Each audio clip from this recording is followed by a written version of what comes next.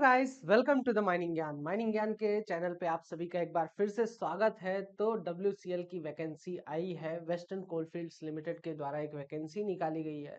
तो इस वैकेंसी के बारे में हम जानेंगे कि आखिर ये वैकेंसी किसके लिए है, कितनी वैकेंसी निकाली गई है, क्या इसके लिए एलिजिबिलिटी क्राइटेरिया है, ये सारी जानकारी हम देखेंगे। तो चलिए शुरू करते हैं वीडियो को बिना किसी देरी के। तो सबसे पहली चीज जो इसमें आपका दिखा रहा है, WCL की जो द्वारा जो वैकेंसी निकाली गई है कि इस वैकेंसी में आपका टोटल माइनिंग सरदार की 220 सीटों की वैकेंसी निकाली गई है, जिसके लिए आपका ये जो क्वालिफिकेशन है वो उसके पास वैलिड माइनिंग सरदारशिप का सर्टिफिकेट होना चाहिए, फर्स्ट एड होना चाहिए, गैस टेस्टिंग सर्टिफिकेट होना चाहिए, जिसके लिए आपके पास कम से कम 3 साल का अंडरग्राउंड माइनिंग का एक्सपीरियंस की रिक्वायरमेंट यहाँ पर है। या कि फिर जिसके पास भी माइनिंग या माइन सर्वेइंग या फिर एंड ओवरमैन का सर्टिफिकेट ऑफ कॉम्पिटेंसी है, ठीक है, जिसने diploma mine and mine surveying से किया है ना, और DGMS के द्वारा दिया गया गैस टेस्टिंग का वैलिड एंड फर्स्ट एड का वैलिड सर्टिफिकेट है, तो वो लोग भी इसके लिए अप्लाई कर सकते हैं।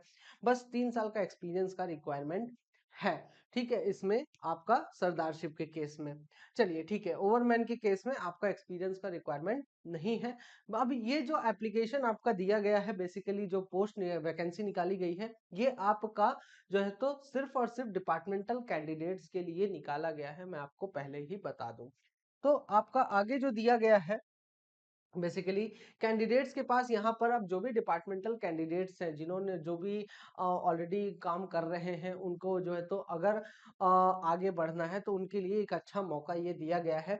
तो माइनिंग सरदार का सर्टिफिकेट विथ 3 इयर्स एक्सपीरियंस आपका चाहिए, ठीक है, या ओवरमैन सर्टिफिकेट होना चाहिए, या कि फिर कोई भी हायर स्टैट्यूटरी सर्टिफिकेट है और आप अभी लोअर पोस्ट पे हैं, तो आप इस वैकेंसी के लिए अप्लाई कर सकते हैं, आप एलिजिबल हैं, ठीक है। अब इस केस में जिसके हायर क्वालिफिकेशंस हैं, वो भी इसके लिए अप्लाई कर सकते हैं, वो भी इसके लिए एलिजिबल हैं, ठीक है।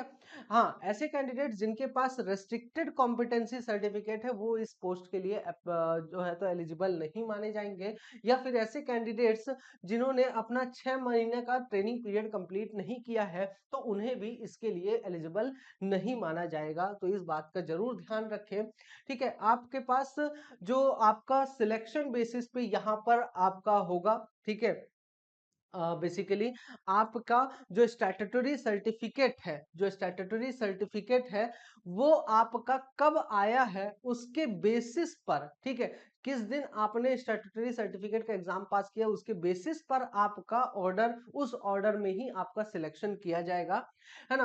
अब सबसे पहले देखा जाएगा date of passing of the statutory certificate. उसके बाद अगर वो चीज भी सेम है, 2 लोगों की या 3 लोगों की, तो उस केस में आपका देखा जाएगा डेट ऑफ अपॉइंटमेंट, आपको कब अपॉइंट किया गया है। अगर वो चीज, वो दोनों भी सेम है, तो डेट ऑफ बर्थ के बेसिस पे आपका सिलेक्शन किया जाएगा।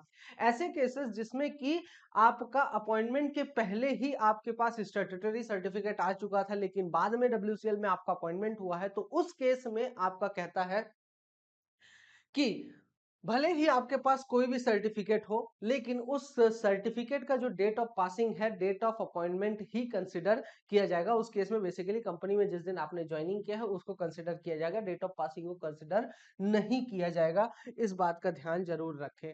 अब आपको जो फॉर्म फिलिंग करना है उसके लिए इंस्ट्रक्शंस दिए हैं कि आप अपने एप्लीकेशंस को जो नीचे फॉर्मेट दिया है उसमें फिलअप करके अपना रिसेंट पासपोर्ट साइज फोटो लगाकर जो भी कंट्रोलिंग ऑफिसर या फिर यूनिट इंचार्ज है, ठीक है, उनको आपको दे देना है अपने एजुकेशनल एंड स्टैट्यूटरी सर्टिफिकेट्स के साथ, जो भी आपकी एलिजिबिलिटी है, ठीक है। अब एक प्रॉपर चैनल के थ्रू आप उनको दे देंगे, फिर कंट्रोलिंग ऑफिसर और यूनिट इंचार्ज जो है तो उसको काउंटर साइन करेंगे, हर एक डॉक्यूमेंट्स को सील करेंगे, एंड आपके performance ratings and departmental clearance certificate के बेसिस पर, एनुअल परफॉर्मेंस रेटिंग वगैरह, इसके बेसिस पर एरिया पर्सनल मैनेजर को फॉरवर्ड कर देंगे, ठीक है, सर्टिफाई करके।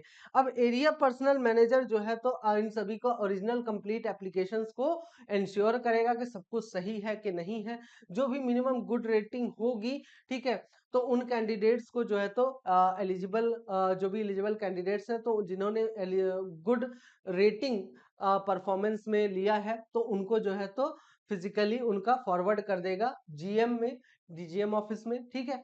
एंड अगर इन केस ऐसा हुआ कि डब्ल्यूसीएल हेडक्वार्टर में कोई भी कैंडिडेट काम कर रहा है तो उनको उस एचओडी को, जो एचओडी के द्वारा, जो भी उनका एचओडी है उनके द्वारा डिप्यूटी जीएम को फॉरवर्ड कर दिया जाएगा।